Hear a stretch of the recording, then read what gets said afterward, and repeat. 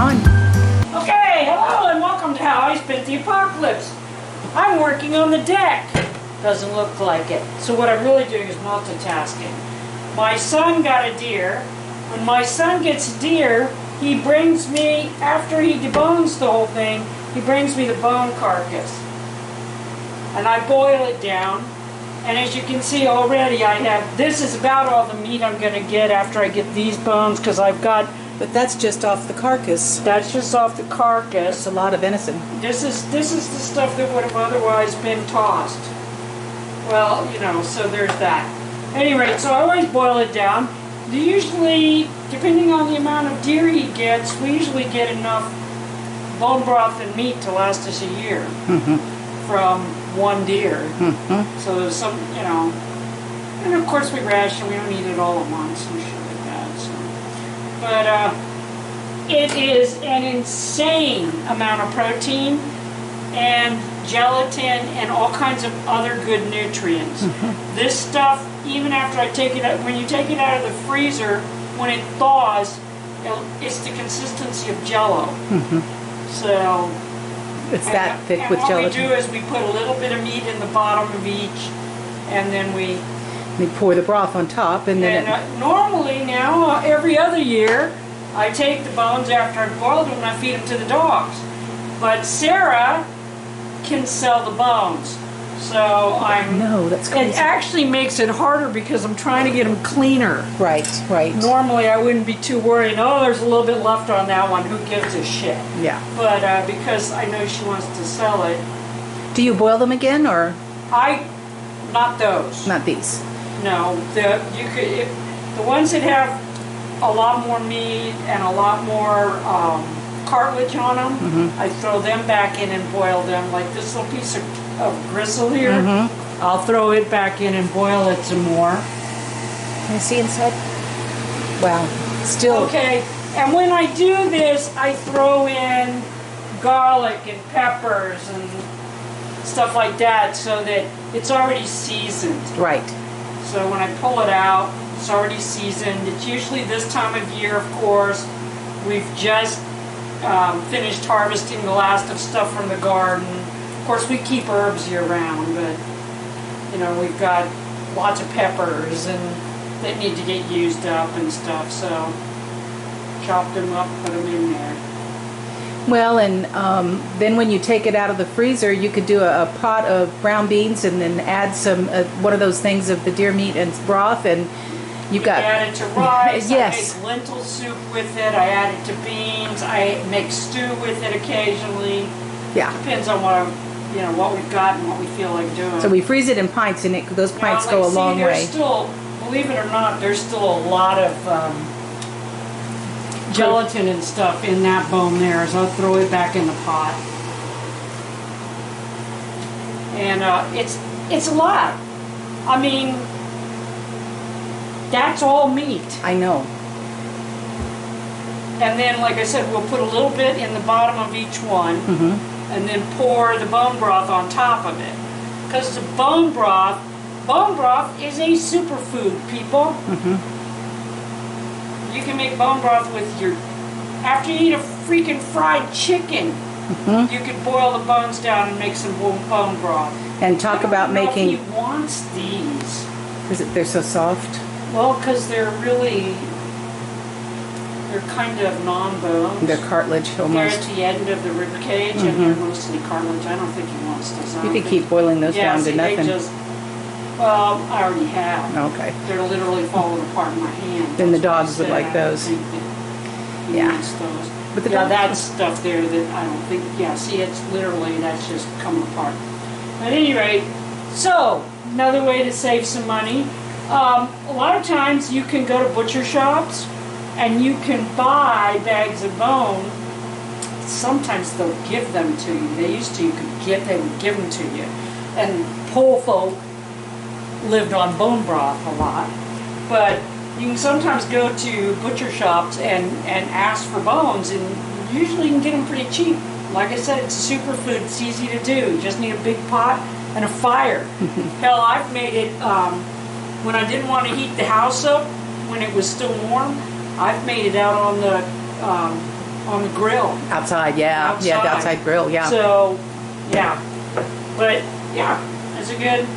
So in a minute, I'll go show you what I'm doing on the deck. Yep. All right, so this is what I'm doing while I'm making bone broth. Okay, as you can notice, it's like, as you'll notice, I need short pieces in here. Yeah, you did that from the wall out. So I did that from the deck that I did the other night. Yeah, the short pieces you already had. Was what was left over. Right. Okay. And here. Now I've used all those up. Right. So now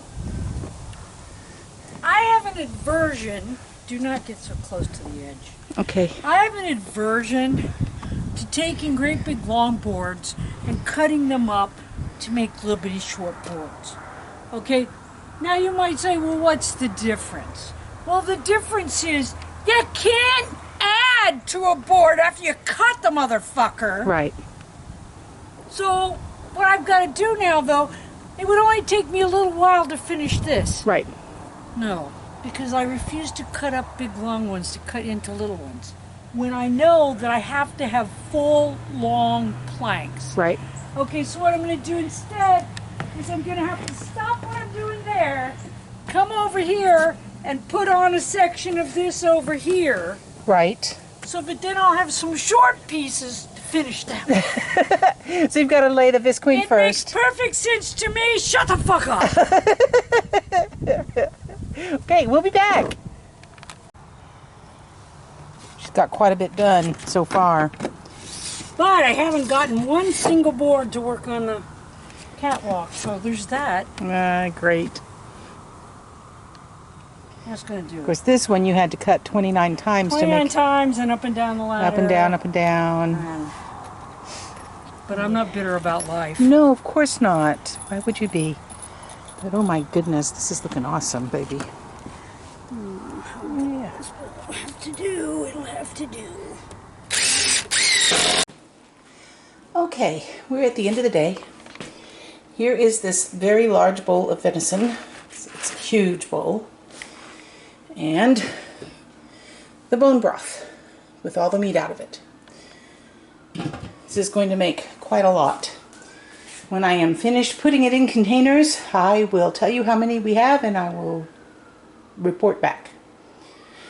What I'll end up doing is putting about a half a cup of the meat into the bottom of each of the containers, and then I will put the bone broth into all of them. What's happened in the past is if I end up with not enough bone broth, I just add a little more meat, make it work. Okay, I'll come back in a minute. I almost forgot to show this to you. This is the entire carcass minus the skull. Bones cleaned. It's amazing. Well, this is what 32 pints of venison and bone broth looks like. These are all actually a little bit more than a pint, but there's probably only a pint in each one. They hold 2.5 cups each, but of course I leave airspace. So 32 pints of venison and bone broth. That's going to last us for the next, we haven't finished last year's, so we've got a year's worth. It's awesome. Oh, the obligatory ass shot.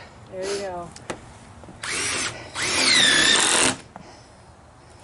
I see you got some more little pieces. Yeah, this is as near to being in porn as I've gotten since I wound up on that Russian tongue Fetish site. Okay, so, like I said, I don't like to cut whole boards to get little bitty pieces. But I need to get this section done so I have some place to build my wall. Right. I don't want to be stepping, I've already got to worry about stepping off that. I don't want to worry about stepping down here and tripping. Yeah, tripping and falling into this. The whole thing. So, of course, I did all this deck yesterday from the door to these last two here. Right. And of all of those because what happened right there by the door where I was thinking, oh, I'll get all those pieces. Guess what? I could get 2 out of 1 board. Yes, right. So, Yeah. hello. Okay. So then these, it took almost the whole board. There were none left over. We didn't have any left over till we got to these 2 that were long enough to do that. Right. So I realized, and then I was tired and frustrated and pissed off at the world. I know that's hard to believe. So I quit for the day. I did 50 billion things, got a late start today. But I came in and I realized, oh, now I'm getting long enough pieces. Yes. So I have enough plastic to do 2 more. Let's do 2 more and I'll have 2 more pieces. Boards. I wound up with 4 pieces. There you go. But now I'm cutting the crap out of a whole one, which That reeks. hurts my heart. Yes, it does. Hurts my heart. Yeah, but you're going to get that finished. But I'm also getting to the point where some of the ones that I cut off of these Right. might actually work. I got my fingers crossed. I hope so. We'll come back.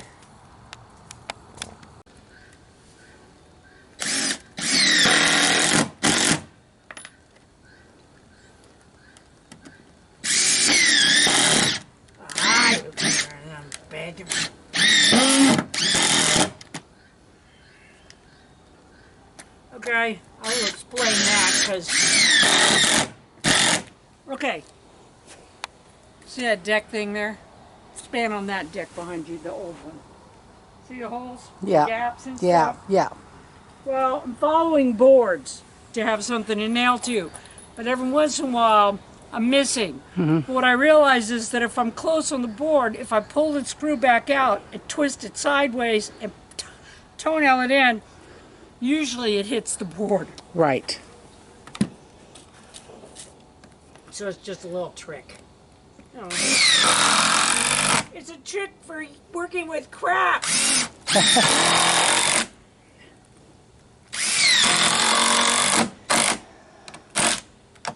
All right, so put 2 more screws in that. You know, Because. just because.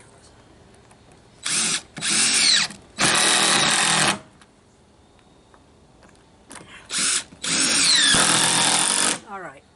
Okay, so this part of the deck is done. Thank and goodness. now I can safely lay my wall out here. The wall's going to be 6 foot. This is, the yellow pine part is 8 foot, so that gives me probably 9.5 foot most of the way to build on, which means that I'll be close to the edge. Now, I'm sure some of you saying this would be going faster if you weren't so afraid of heights. I'm not afraid of heights, motherfuckers. I'm afraid of falling. Yes, there you go. And I'm not even afraid of falling to my death. Death I'm okay with. What I'm not okay with is being a fucking feeble-ass cripple after I fall off this motherfucker. That's right. So unless any of you are going to come wipe my ass, I don't want to hear it from you. So I think this is going to be the end of the doing this part of the deck video. Hello. Bye. Bye. Hello. Goodbye. Oh, no. No, we'll have to pay royalties.